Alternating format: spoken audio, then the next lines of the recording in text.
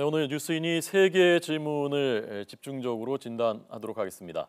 첫 번째 질문, 한미 정상이 북한이 감당 못할 제재를 하겠다라고 밝혔죠.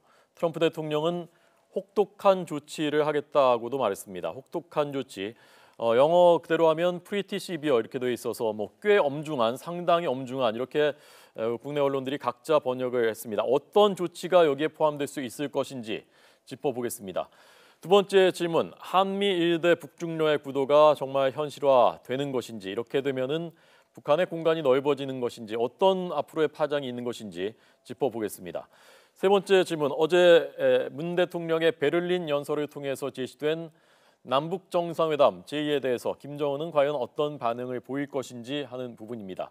두 분의 전문가를 초대했습니다. 박휘락 국민대 정치대학원장 초대했고요. 박원곤 한동대 교수 나와 있습니다. 어서 오십시오. 안녕하십니까. 안녕하십니까. 자, 우선 첫 번째 질문입니다. 과연 그 한미일이 그동안 항상 대북 제재 강도를 높인다, 압박한다라고 했는데, 자 이제 여기까지 왔을 때 지금 하겠다는 북한이 감당 못할 제재라는 것이 과연 어떤 것이 현실화될 수 있을 것인지에 대해서 자, 먼저 박 원장님 어떻게 보십니까?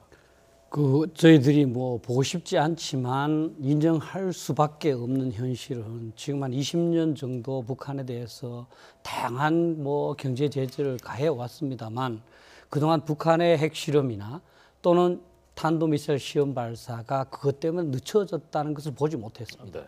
결국 경제적 제재는 작용하지 않습니다. 또 이제 중국하고 워낙 그 긴 국경을 접하고 있기 때문에 중국 자체도 이제 예를 들어 제재하기가 어렵고 또 밀무역이 성행할 수가 있고 또 중국 이외에도 상당수 국가들과 북한이 이제 교역을 하고 있고 그 국가들은 북한한테 나름대로 이제 그 편의를 제공을 하고 있습니다. 따라서 아무리 이제 그 트럼프 대통령이 something severe이라고 했지만 북한 입장에서 지금까지 보면 그것이 과연 이제 위협으로 받아들여질 것인가?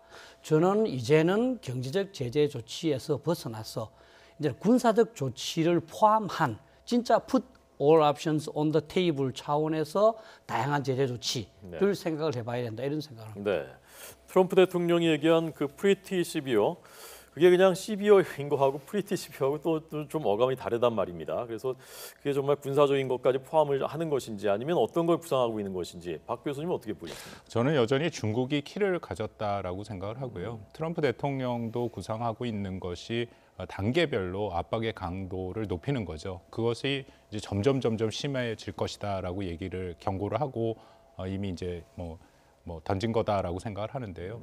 현재로서는 어쨌든 단동에 그 중국 은행을 제재를 했습니다. 한미 정상회담을 하는 그 기간에 제재를 했고 그거보다 사실은 더 중요한 것이 미국이 대만의 무기 판매를 다시 개시를 했습니다. 네. 그거는 중국의 입장에서는 아주 굉장히 민감한 사안이고요. 국가의 사활적 안보 이해를 침해했다라고 비판을 하고 있습니다. 네. 그러니까 그런 식으로 지금 트럼프 행정부는 사실 북한의 전향적인 비핵화 조치를 해내기 위해서 중국을 압박하는 모양새고요. 그 압박의 강도를 지금 하나씩 높여간다라고 보면 될 것 같습니다. 특히 한미일이 3국이 만나서 공동으로 이제 발표한 내용을 보면 안보리 결의를 촉진하고 압박 제재를 강화하고 더불어서 중국과 러시아를 설득하겠다라는 내용이 포함되어 있거든요. 그러니까 1차적으로 물론 군사적인 옵션도 배제하지 않는다라는 게 트럼프 행정부의 기본적인 입장이긴 하지만 현재로서는 경제적인 외교 압박을 좀 더 강화할 거라고 생각을 합니다. 네, 박 원장님은 그동안에 경제적인 제재를 했는데 그게 무슨 효과가 있었느냐라고 말씀하시는데 이제 경제 제재의 강도가 어느 정도이냐에 따라서 달라질 수 있지 않겠습니까? 그런데 우리가 그동안 많이 얘기를 했었던 원유 수출 중단이라든가 중국이, 그다음에 지금 그 거론된 세컨더리 보이콧, 북한과 거래하는 중국 기업들 자체를 제재하는 이런 것들이 만약에 현실화된다면 그건 군사적인 조치 못지않게 북한의 아픈 조치가 될 수 있지 않습니까? 그렇죠. 예를 들어서 지금 북한 무역의 80%가 중국하고 하는데 중국이 그 반만 예를 들어서 감소시킨다 하더라도 북한으로 상당히 어려워지겠죠. 또 하셨지만 원유를 예를 들어서 공급하지 않는다면 사실 군사 장비 자체가 대부분의 기름으로 가기 때문에 제대로 훈련도 못하고 기동도 못합니다. 근데 문제는 지금까지의 쭉 행태로 봤을 때 중국이 전혀 그까지 협조를 하지 않는 태도를 보였다는 거죠. 그리고 지금 중국은 북한이 지금 혈맹국이라고 얘기를 하고 있고요. 네. 그래서 저희들은 뭐 이런 생각을 합니다. 또 우리나라에서도 그래서 저는 항상 종달새 얘기를 하는데 보리가 익었는데 농부가 친척이나 이웃이나 친구를 불러서 보리를 베야 되겠다 할 때는 종달새는 도망가지 않았습니다. 내가 스스로 나설 때 네. 도망갔습니다. 그러면 저는 미국, 한국, 일본이 우리가 할 수 있는 것을 해야 된다. 또 우리 한국 입장에서도 저는 우리가 할 수 있는 게 뭔가를 해야지 남이 할 수 있는 거 중국한테 이거를 해라. 중국이 하면 가장 좋겠다. 이거는 종달새가 이웃이나 친구나 친척한테 부탁해서 보리밭을 베려고 하는 거와 저는 똑같다. 그리고 이것이 굉장히 새로운 것으로 보이지만 네. 지금까지 북한이 1차 핵실험을 한 2006년부터 근 10년 동안 계속되어 왔던 데자부입니다. 우리는 중국한테 좀 해주라. 중국은 하겠다. 그리고 실제로 보면 안 하고. 지금 중국이 트럼프 말에 의하면 북한 교역량이 1, 4분기에 40% 증대했다는 거 아닙니까? 네, 네. 그럼 중국이 지금 말로는 계속 유엔 제재 협조하고 있다는 거거든요.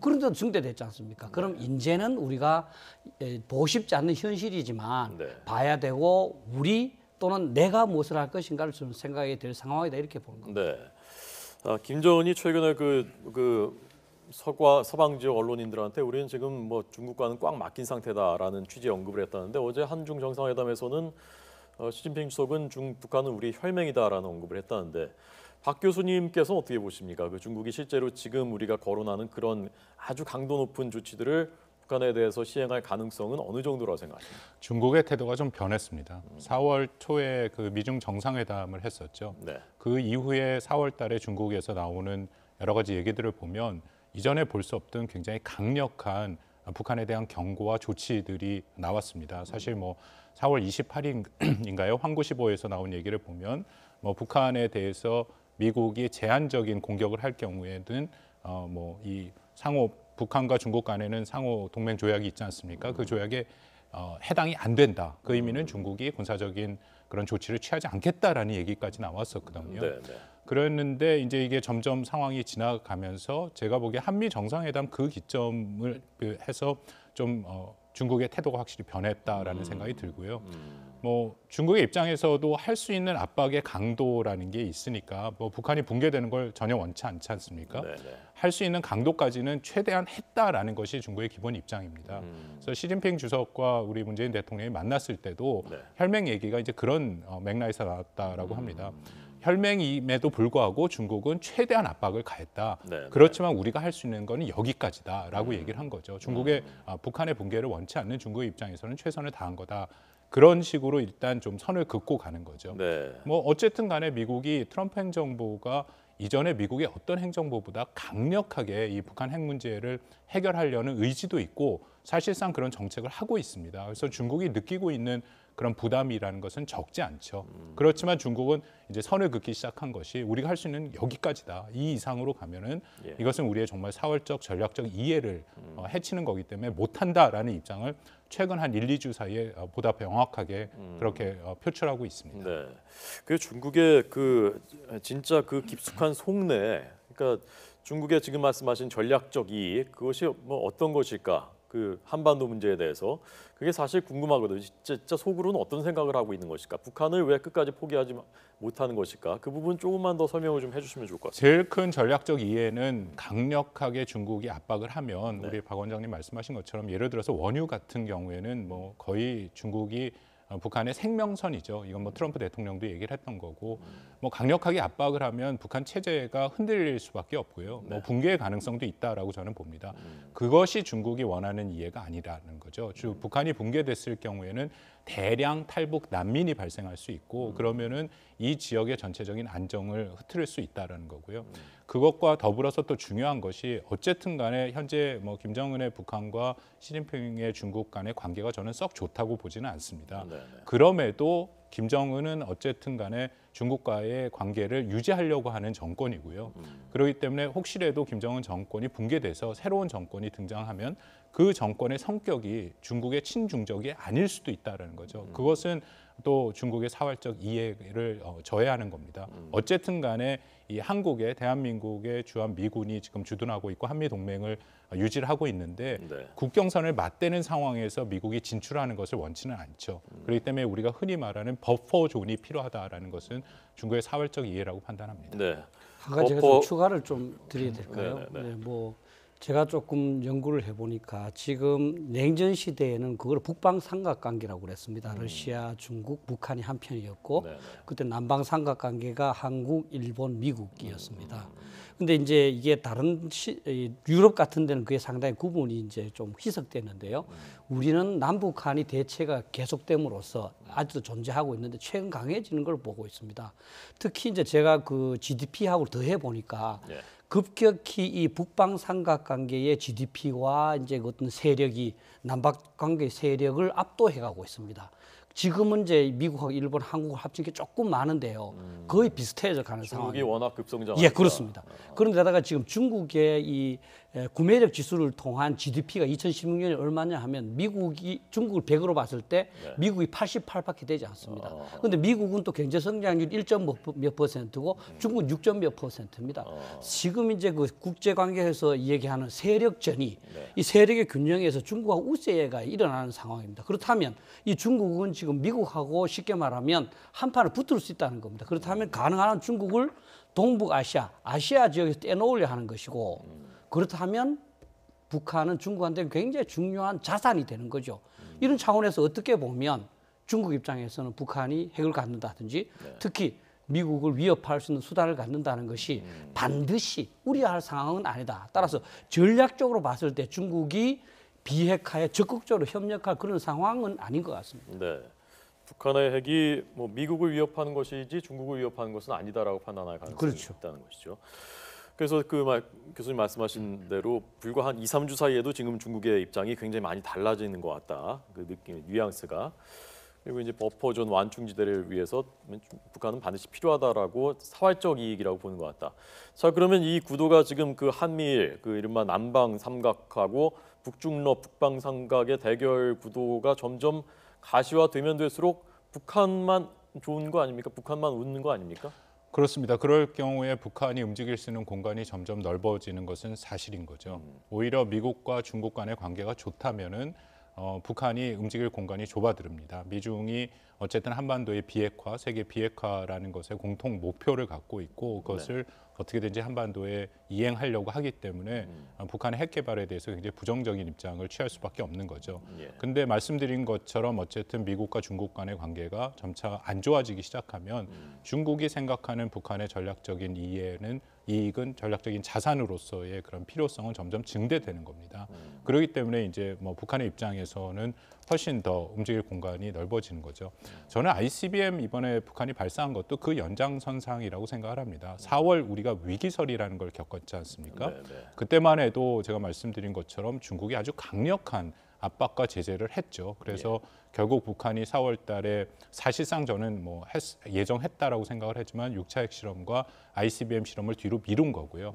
그리고 나서 말씀드린 것처럼 미국과 중국 간의 관계가 좀 안 좋아지고 그 틈새가 벌어지는 것을 보니까 이제 북한은 판단을 했죠. 이게 전략적인 시점이다. 이때 우리는 ICBM 발사를 하면 오히려 뭐 지금 이미 나타났습니다만 유엔에서 결의안 통과되기도 힘들고 중국이 자신들의 편을 들 것이다라는 그런 계산을 한 거죠. 그래서 이 시점에 지금 ICBM 발사를 했다라고 생각을 합니다. 거기까지 이미 내다본 포석인 것 같다. 자, 그러면 교수님 보시기에는 지금 이런 이 복잡한 국면 속에서 우리 정부의 전략은 어떠해야 된다고 보십니까? 우리 정부의 전략은 일단 일관성이 굉장히 중요하고요. 어쨌든 간에 지금은 압박과 제재 국면인 것은 확실합니다. 특히 ICBM 발사라는 것은 우리의 최대 동맹국인 미국의 위협이고 미국뿐만 아니라 우리 한국에도 아주 직접적인 위협이 되는 거죠. 그리고 결정적으로 지금 북한은 뭐 ICBM과 핵 개발을 포기할 의사가 전혀 없습니다. 뭐 현재 우리 정부가 새로 등장해서 많은 전향적인 정책을 얘기를 하고 대화를 제의를 했음에도 불구하고 다 거부를 하고 있지 않습니까? 그러니까 이런 상황에서는 어쨌든 압박과 제재를 통해서 국제사회와 같이 공조를 해서 북한의 어떤 태도 변화 아니면 최소한 북한이 어떤 뭐 지금 있는 이 상황을 일단 멈춘다든지 그런 뭐 변화를 이끌어내는 것이 저는 굉장히 중요하다라고 생각합니다. 네. 자, 박휘락 국민대 정치대학 원장님, 박원곤 한동대 교수님 두 분에게 듣고 있는데요. 박휘락 원장님께서는 이 한미일대 북중로의 구도가 점점 더 첨예화된다면 우리 정부의 전략은 어떻게 해야 된다고 보십니까? 예, 뭐 저도 이제 박 교수님하고 일치하는데요. 다만 이제 한 가지는 저는 대화를 해야 된다고 봅니다. 그런데 그것이 사실은 우리 대화하겠다 이 선언으로 대화하는 건 아니지 않습니까? 그럼 예를 들어서 이제 비밀 뭐 협상을 하든 이렇게 해서 어쨌든 대화를 해서 이렇게 하다 보면 우리 민족이 공멸을 할 수가 있다. 그럼 그쪽에서 진짜 북한이 바라는 바가 뭐냐? 그럼 우리가 해줄 수 있는 바가 있을지도 모른다. 어쨌든 이 한말의 이 세계 열강 속에서 우리가 이제 결국은 일본한테 이제 식민지로 전락하고 말았는데 또다시 이 열강의 각축 속에 우리 남북이 분단돼서 있다면 이건 우리 민족의 공멸이 아니냐? 이거를 좀 극복할 수 있는 방안을 마련하자 하는 실질적인 대화를 해야 된다고 생각해요. 그게 뭐 공식적으로 뭐 판문점에서 앉아서가 아니라 다양한 루트를 통해서 다만 우리가 이제 뭐 돈을 줘서 그것이 핵무기 개발에 도움이 된다. 이거는 자제해야 되겠지만 저는 대화는 해야 된다고 생각합니다. 그 전에 또 한 가지 분명히 이제 북한에 대해서 알 때 김정은에 대해서 알 필요가 있습니다. 네. 지금 전 세계 지도자 중에서 미사일이나 이런 핵 분야의 가장 전문가가 김정은입니다. 네. 김정은은 좀 뭐 나이도 젊지만 김일성 군사종합대학교를 2002년부터 2007년까지 5년 동안 그것도 포병학부. 네. 포병학부 우리처럼 155mm 포를 쏘는 게 아니라 거기에는 이 로켓 다 들어갑니다. 그거를 졸업한 사람입니다. 따라서 김정은이가 이 모든 것을 이 핵 전략이라든지 핵의 그 장점과 한계 모든 것을 알고 있는 겁니다.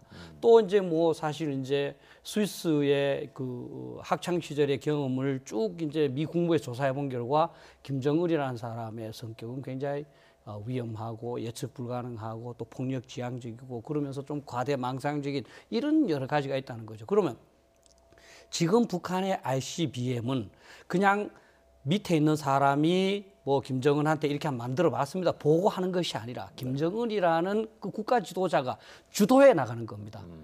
그러니까 굉장히 우리가 생각하는 것보다 빠를 뿐만 아니라 실제 발표하는 것과 자기들이 실제 개발한 이거 저는 거의 일치한다고 봅니다. 북한의 위협을 있는 그대로 봐야 되고 또 북한 지도자가 어떤 사람인지를 알아야 되고 그런 가운데서 우리가 대화를 하면서 어떻게 이 접촉을 하고 어떻게 이 김정은과 나름대로 이제 그 한반도의 장래 문제에 대해서 논의할까 심각한 고민을 해야 된다는 거죠. 그냥 상황이 발생하니까 대응하고 상황이 발생 이걸로는 저는 안 된다고 봅니다. 네. 자, 말하자면 그 미사일에 특화된 지도자다라는 얘기인데 그래서 이제 세 번째 저희가 처음에 모두에 말씀드렸던 질문으로 넘어갑니다. 어제 베를린 연설을 통해서 문 대통령이 남북 정상회담 하겠다라는 뜻을 밝혔습니다. 김정은이 과연 이런 상황에서 그렇다면은 어떻게 응할 것으로 보신, 어떤 반응을 보일 것으로 보시는지 박 교수님. 우리 문 대통령도 그냥 남북 정상회담을 하겠다라고 얘기하지는 않았고요. 여건이 조성되면이라는 올바른 얘기를 여건이라고 그렇죠. 했죠. 올바른 여건이 조성되면이라고 얘기를 했습니다. 그것은 뭐 한미 정상회담에서도 계속 얘기를 했던 것이고요. 6.15 17주년 기념식에서 우리 문 대통령이 북한의 추가 도발이 없으면 조건 없이 대화를 하겠다라는 입장을 최초로 이제 밝히고 그다음에 입장이 조금 더 강화가 됐습니다. 뭐 추가 도발뿐만 아니라 북한이 최소한 핵 동결에 대한 약속을 한다든지 아니면 비핵화에 성의 있는 그런 뭐 약속을 한다든지 그런 모습이 보일 때 김정은과의 대화가 가능하다라는 거고요. 제 생각에 그 연속 성상에서 얘기를 하고 있다라고 봅니다. 지금 뭐 계속 말씀드린다면 저도 뭐 대화 자체를 반대하는 건 전혀 아니고요. 다만 대화의 시점이라는 것이 굉장히 중요한데 지금은 국제사회가 어떻게든지 공조를 해서 북한이 뭐 계속 뭐 전혀 이것을 포기할 의도가 없으니까 압박을 가해서 뭔가 전향적인 조치를 할 때까지는 우리가 좀 국제사회랑 같이 공조를 할 필요가 있다라는 거죠. 왜냐하면 우리는 순수한 마음으로 대화를 하고 이 대화를 통해서 문제를 해결하겠다라는 그런 선의를 갖고 접근을 하더라도 네네. 제 생각에 북한은 그렇게 받아들이지 않을 겁니다. 지금 한국을 어떤 시점에서는 좀 활용을 해서 한국의 대화 제의를 악의적으로 활용을 하는 거죠. 그래서 받아들임으로써 지금 국제사회가 공조를 이루고 있는 제재와 압박을 무너뜨리거나 아니면 전선을 흐트리려는 그런 의도로 접근할 가능성이 있다라는 겁니다. 네. 그래서 현 정부에서 대화는 저도 뭐 대화를 통해서 결국 해결해야 되는 거니까요. 중요하지만 조금 긴 호흡을 갖고 예. 조급하지 않게 또 국제사회와 전체적으로 흐르는 국제 정치의 그런 흐름을 잘 파악하고 그 적절한 시점에서 대화를 하는 것이 또 여건이 조성되면 대화를 하는 것이 맞다라고 생각을 합니다. 예. 김정은이 어떤 식으로 해서 그 국제사회의 공조를 무너뜨린 수단으로 그걸 사용할 수 있을까요? 지금 어쨌든 저는 제재와 압박이 김정은을 초조하게 만들고 있다라고 생각을 하거든요. 그 미사일 발사 실험과 핵 실험은 아직 하지 않았습니다만 뭐 지난 새 정부가 들어서도 지금 6번째 실험을 하고 굉장히 빨리 지금 진행을 하고 있습니다. 자신들한테도 그렇게 시간이 많지 않다라고 느끼고 있는 거죠. 그래서 빨리 핵과 미사일을 고도화하고 원하는 정도의 수준에 이른 다음에 네. 이른바 뭐 평화 공세, 대화 공세를 취할 수 있다라는 거죠. 예. 물론 그 압박과 제재 강도가 강해지면 그 전에라도 먼저 한국을 상대로 해서 그런 식의 접근을 통해서 제재와 압박 국면을 좀 약화시킬 그런 가능성도 있다라고 봅니다. 네. 박 원장님은 김정은이 어떻게 나올 거라고 보십니까? 이미 김정은의 태도는 표시가 많이 됐습니다. 한국은 별로 언급도 안 하고 별로 상대를 하지 않는 거죠. 사실 미국하고만 계속 하는 거죠. 이제 우리가 냉정하게 봐야 될 게 있습니다. 북한은 지금 핵무기를 갖고 있습니다. 네. 그것도 전 세계에서 가장 강력하다는 미국을 위협할 수 있는 지금 ICBM까지도 갖게 되었습니다.